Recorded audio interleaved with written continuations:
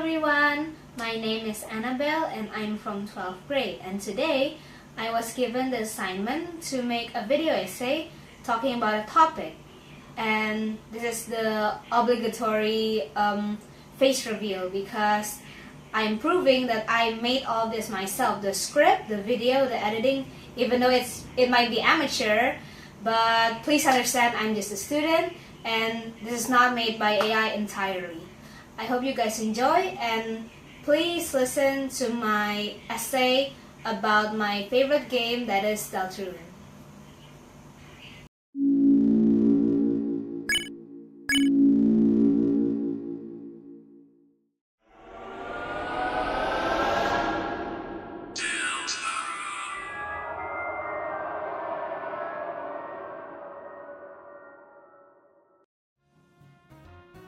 First off, from the premise, what is Deltarune? Now, some people may not know what Deltarune is, so let me explain. Deltarune originated from a 2011 fever dream by creator Toby Fox, who envisioned a game's ending before conceptualizing it into an overall project. Development began in April 2012 with early dialogue drafts, serving as a parallel universe project conceived before and during the creation of his 2015 hit Undertale. After Undertale's success in September 2015, Toby began developing Chapter 1. This also predates back towards the many Darkness characters that we'll meet throughout the game. In April 2012, Toby had seen Canaanites, I hope I pronounced that right, Canaanites designs for Lancer, Rudin, Clover, Hattie, King, and many others on her Tumblr, and he had asked for permission to use their designs. They were part of a set of 52 unique playing cards, which Canaanites had devised as a project for a design class, with the full set being completed by March 29, 2012.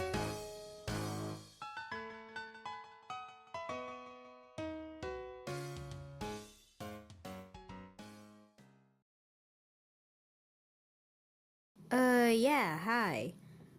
So I also made a PPT for my analytical essay actually, and I almost forgot to put it in.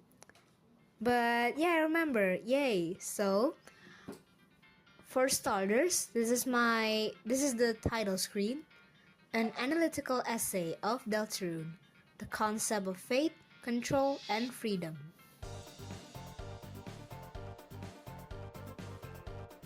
Okay, so for my essay, I'll be talking about 4 topics mainly. For the first topic, it'll be about the origin and premise of Deltarune. This is the premise from before in the opening of the video, so we're done for that. For the next one is plot of the game, where I'll talk about the overall synopsis of Deltarune itself, and then we'll move on to chapters overall, where I'll explain briefly and just the important tidbits of Chapter 1 to Chapter 4. And finally, the analysis. This is just the origin and premise again.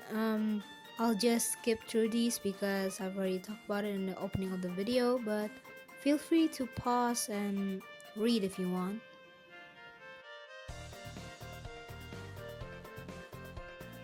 Okay, now we're on the topic number 2, that is the plot of the game. The story of Deltarune takes place in an alternate version of Undertale universe. Its world consists of 2 distinct realms, the Light World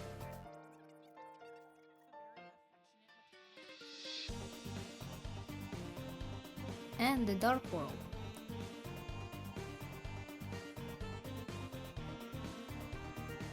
The Light World serves as a hub area where creatures of all types coexist and interact in a modern-era society. Meanwhile, the Dark World is where most of the adventures takes place. A world of darkness where locations, objects that comes to life, and characters assume new forms. That's why we see our trio in different costumes later on. entrances to the Dark World can appear anywhere, as long as a fountain of darkness has been created to sustain it. These fountain of darkness are like their names, there are fountains that looks like literal darkness or darkness overflowing. And so, the plot of the game, we follow three main characters, with our protagonist, and who will be playing as is Chris, a non-binary human teen being cared for by Toriel, in a little cute hometown filled with species called monsters. And next is Susie, a rough and tough monster girl, and finally Rose, a magic user prince of the Dark World that joins Chris.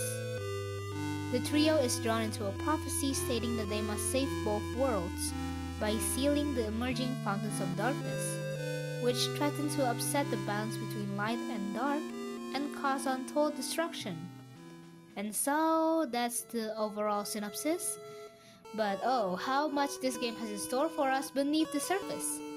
With each new chapter, we'll learn more and more information about our main trio, and also about the Dark World, many other side characters, and yada yada yada.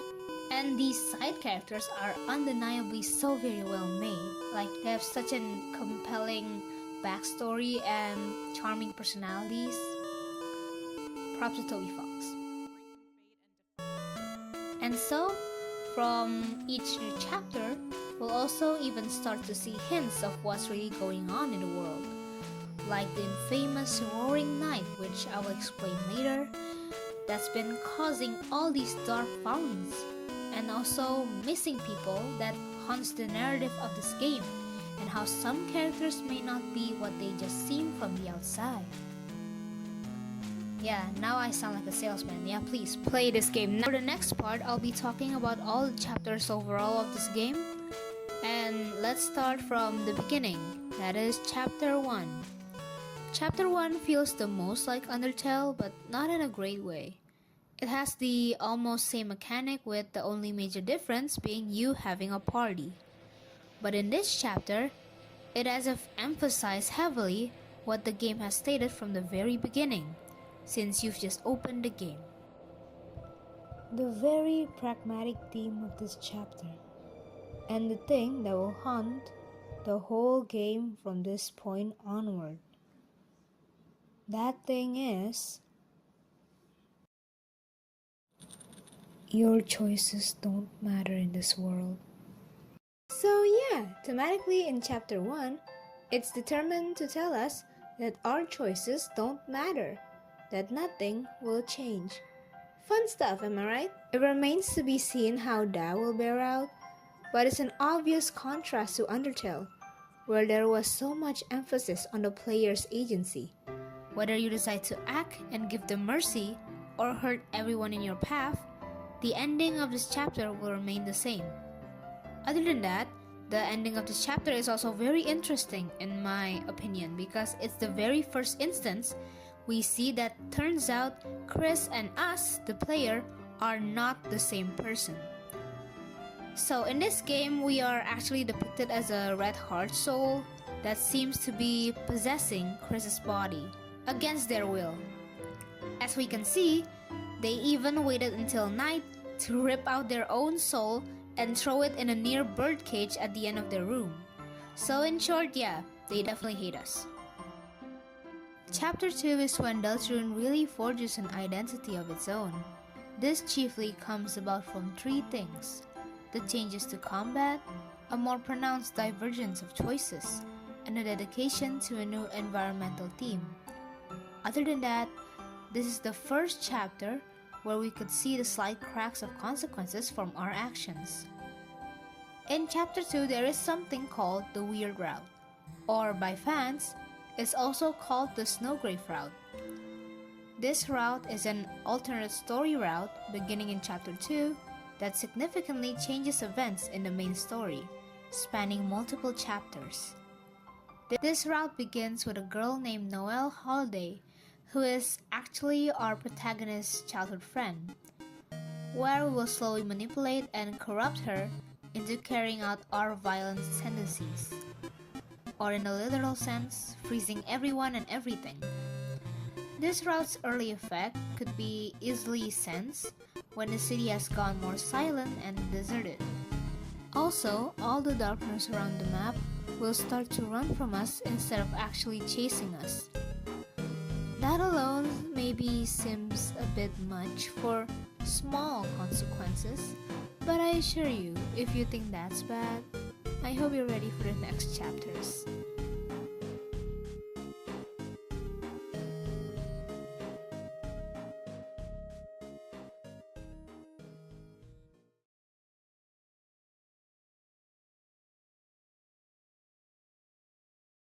For Chapter 2's ending is where Chris goes home with Susie and both of them have a sleepover for the night. This is also where we'll get our second instance of Chris absolutely despising us 2 times. And they might seem more untrustworthy than they look. Like they have their own agenda and goals that we, even as the soul, knows nothing about yet. For the first instance, we can see it upon going to the bathroom and turning on the faucet. However, Chris will suddenly rip out their soul, puts it in a cabinet, and goes out the window, while Toriel and Susie are supposedly outside. Fans have theorized that after this, because Toriel calls the police about the tires of her car being slashed, fans have theorized that maybe Chris goes out the window to slash the tires of their own mother's car. For the second instance, it happens far in the night. While Toriel and Susie are asleep, Chris will wake up, rips out their soul once again, turns on the TV, and open a dark fountain by striking their knife into the ground. Which we know, opening a dark fountain is presumably the Roaring Knight's job. That's endangering the world as we know it. So yeah, shady stuff.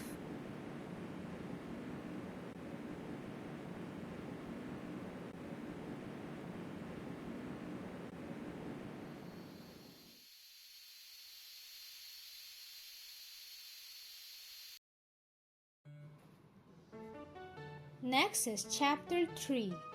Chapter 3 has a very iconic and personally one of my favorite bosses, which is literally a giant talking TV head with a body named Tenna. But if it wasn't clear enough, from this chapter, it emphasizes and shows us Toby's ability to create unique and strange characters that are charming, as a very important foundational block of why people always find his games so compelling.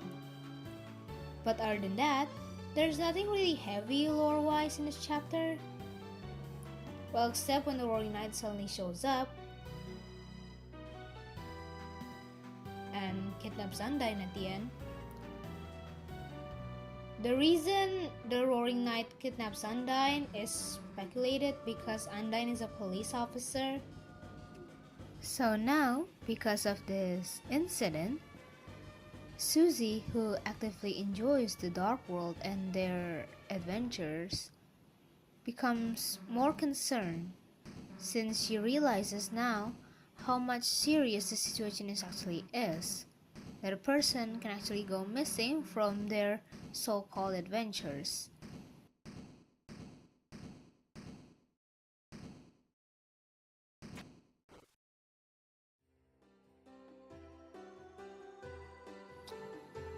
Now onto the final chapter I'll be talking about, Chapter 4. In my opinion, Chapter 4 is actually the real turning point of the game, and since it's also the halfway point because Deltarune is total to have 7 chapters. Not all of them are out yet, but yeah. So this chapter starts off after Chris has sealed the fountain from Chapter 3 and is now back in the real world. From this, they try to search for the code that can open the shelter's closed doors.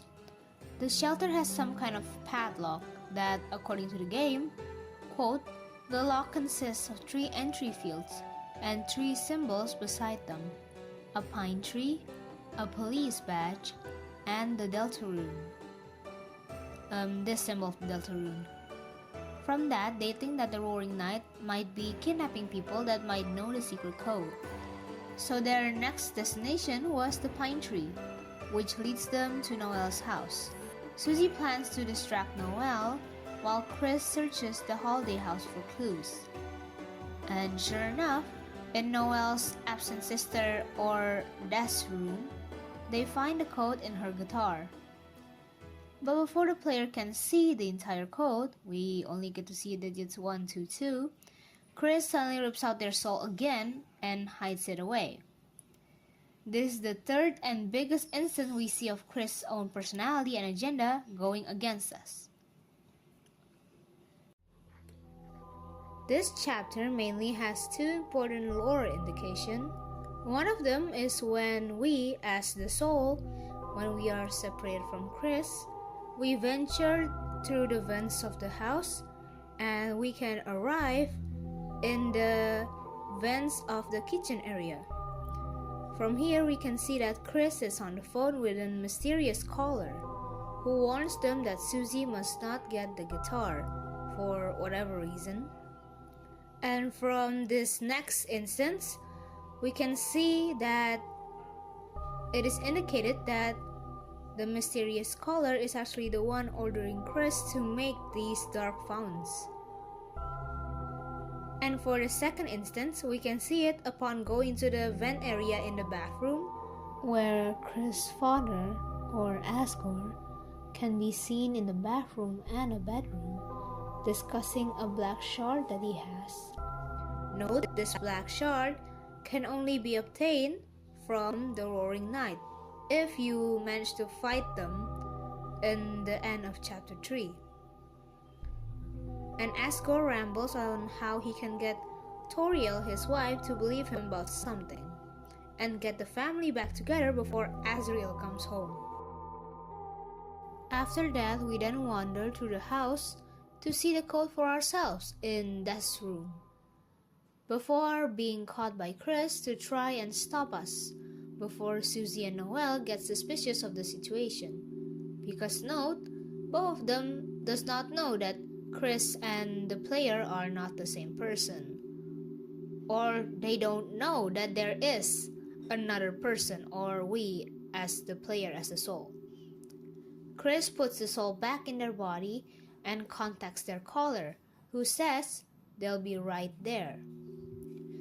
This is where the mysterious caller is indicated or theorized by fans to be Carol, or Noelle's mother.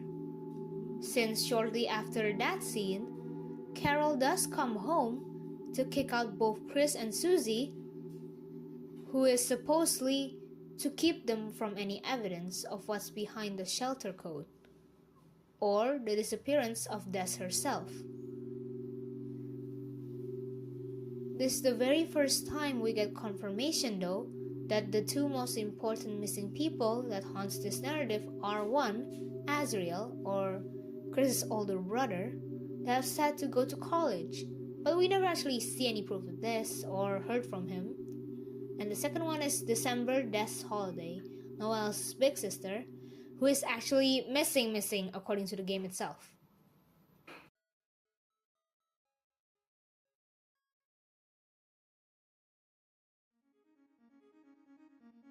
After that whole shenanigan, the real adventure finally begins, as a dark fountain was created in the church.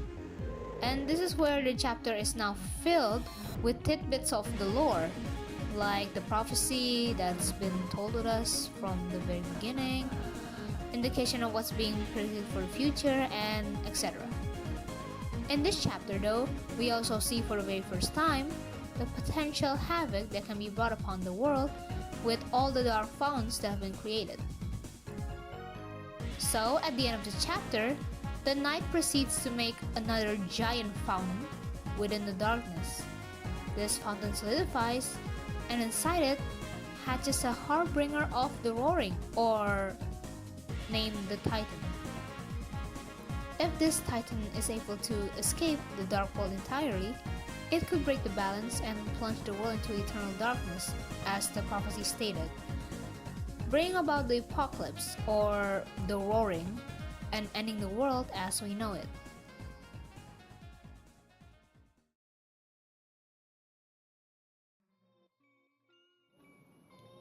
This chapter is also the second chapter that contains what is it called? Like a choice to do the weird route or not. Because this chapter, to me, is also the turning point of the weird route itself. Because it's giving us a last chance to back out from this path. If we continue the Snowgrave route in this chapter, we will be permanently locked in this route with the consequences of our actions, and we won't be able to abandon the path anymore. Chapter starts as Chris dragged Noelle to talk to her quote-unquote alone after just being able to rip out their soul. And once they arrive in Noelle's room, they claim that the Dark World was just a prank and all they did in that quote-unquote dream was just pretend, that it wasn't real. But we all know the real truth of that. And as a choice prompt appears, the soul ends up in the room and retakes control of Chris, and reveals their presence to Noelle.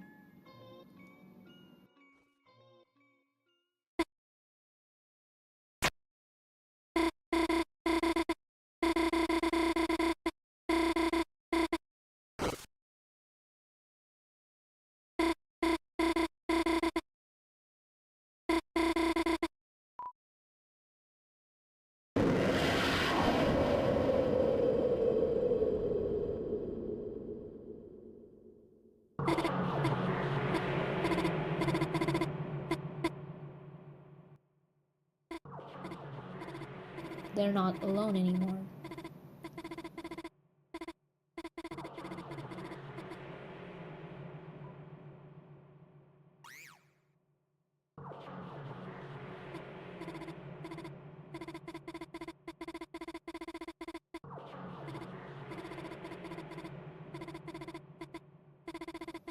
Eventually, the player will force Chris to equip the Thorn Ring, locking in the route for the chapter.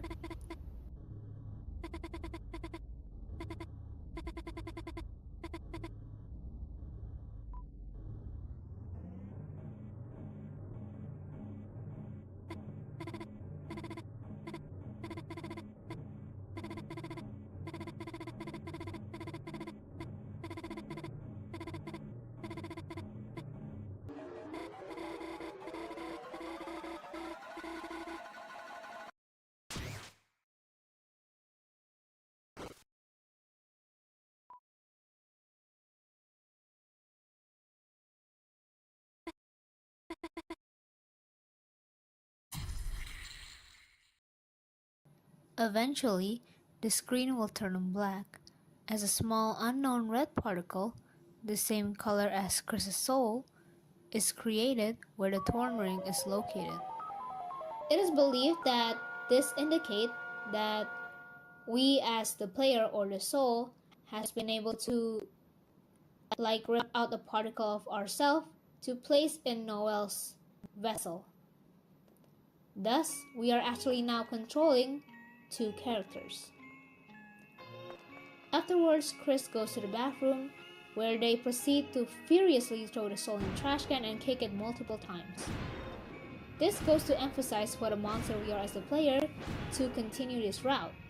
Because even if Chris has their own agenda or some unknown reason to create the dark founts and might be working with the night, they never want to hurt anyone or manipulate anyone into doing anything wrong.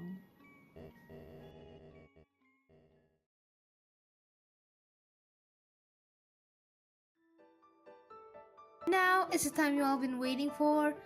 It's time for the analysis! Yay! It's the final part. And I hope you are all ready to hear me yap some more. Much has been said about the judgment of player choices in these games. The freedom discovered in Undertale was intoxicating to players. It was rare to see such attention to players' narrative choices at the time of release. And because of this, Toby specifically wanted to make a game where the consequences of your actions or choices were fully explored to the point where it became the chief virtue of his games. But in Deltarune, there is no pacifist route, and its opposite is even called the weird route, as if something is going against what it was programmed to do. This is what makes Deltarune, in my opinion, feels almost like the opposite of the freedom offered in Undertale. Since Deltarune's fate of storyline is presumably already been predicted from how long ago, as we know by the prophecy. Or, in the real world literal sense, this game has already been planned from the start, from even before Undertale's making, by Toby Fox himself. It makes as if this vibrant game has some kind of bleak poison seeping into each situation, because the more and more we play, we begin to understand that we, even as like a higher being of cosmetic power of some sorts, no matter what we could do, we could only do so much to break away from the predicted fate that has been planted from the start. A predicted fate that, mind you, we ourselves don't even know about yet.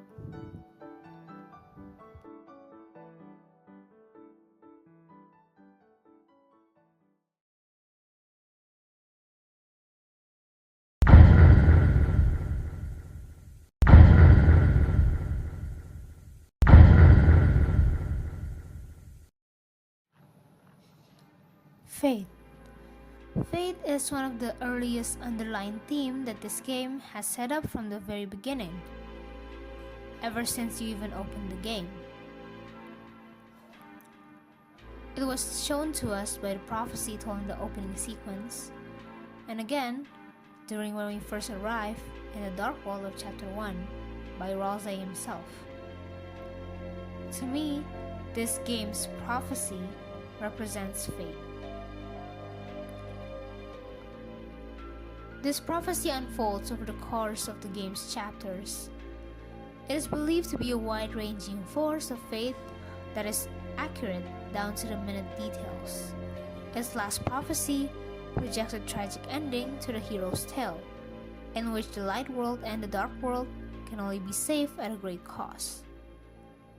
To have an ancient myth that specific, that shows the future has already been decided for you, is already such an existential, horrifying concept to fathom. Imagine if someone or something suddenly shows up and tells you that your whole life will lead up to an apocalyptic catastrophe, and there's nothing you can do about it. Then, wouldn't your actions don't matter anymore? That's exactly what our protagonist feels like. That no matter what they do, the prophecy will be fulfilled. The world will always be moving towards the same ending, no matter what we do.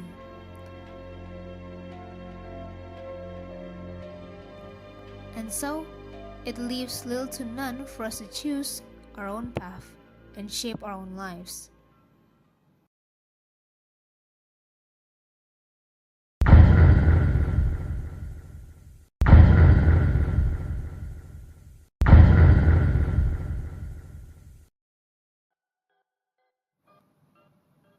On the other hand, the soul, which represents the player, us, who's controlling the game, like the name, it symbolizes control. Unlike the other characters, the player, us, who we are playing as, can influence what happens in the world. But whether this affects the prophecy or not, I'm not sure, sadly. But yeah, the player can influence anything that happens in the world, even so far as forcing Chris to do things they clearly don't want to do. This idea itself becomes especially disturbing during the weird route, where the player can manipulate Noelle into committing terrible actions that normally she wouldn't even think about. So, instead of escaping fate, this kind of control creates another prison for the characters, especially for Chris and Noelle. The player begins to treat the world as nothing more than a game made of code, where every character is just a pawn or another piece to be moved around. Ironically, trying to take control of fate, ends up taking away everyone else's freedom.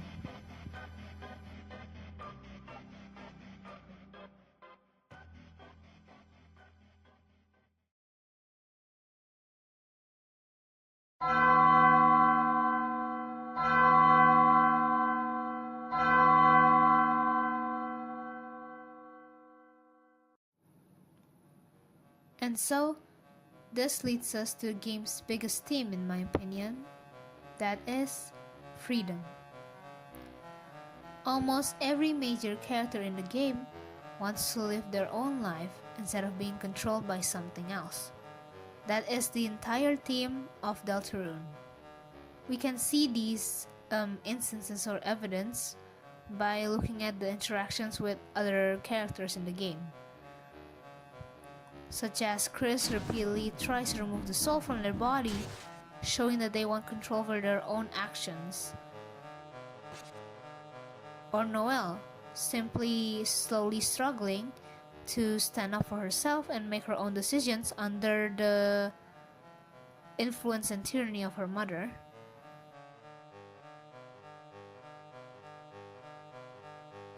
Susie learns to stop hiding behind anger and chooses to trust people all around her. Rose trying to be kind to everyone and hoping something changes with the prophecy, and etc. Even the darkness we met along the way search for a purpose beyond simply following the roles they are meant to be, that is, living objects that are only meant to serve lighteners. Although their situations are all different, they all share the same desire: to decide who they are for themselves.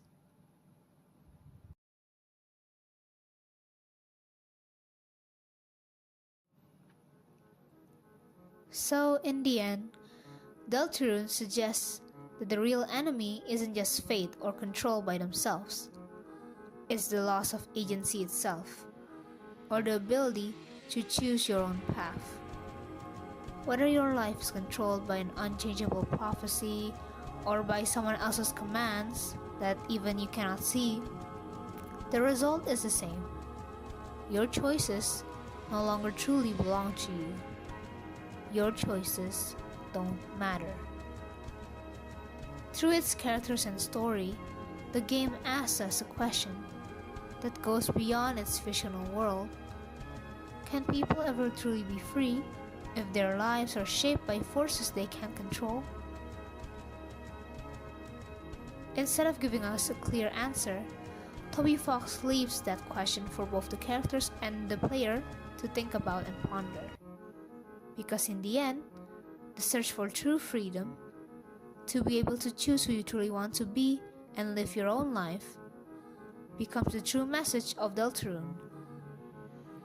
And that's why I think this game has such a very impactful meaning and is very relevant in this modern era right now. And so yeah, this begs the question: if our own lives right now are still shaped by our needs or responsibilities, can we still even call our life our own?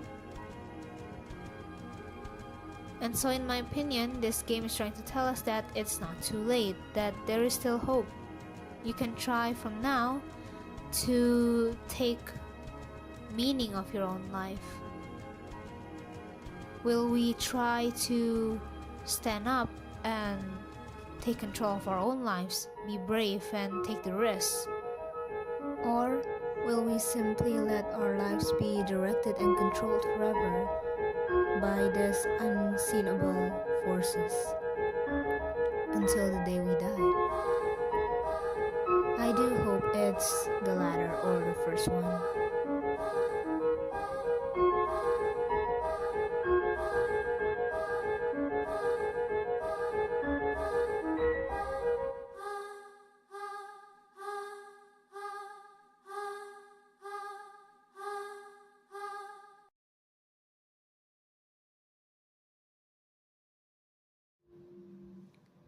And that's a wrap.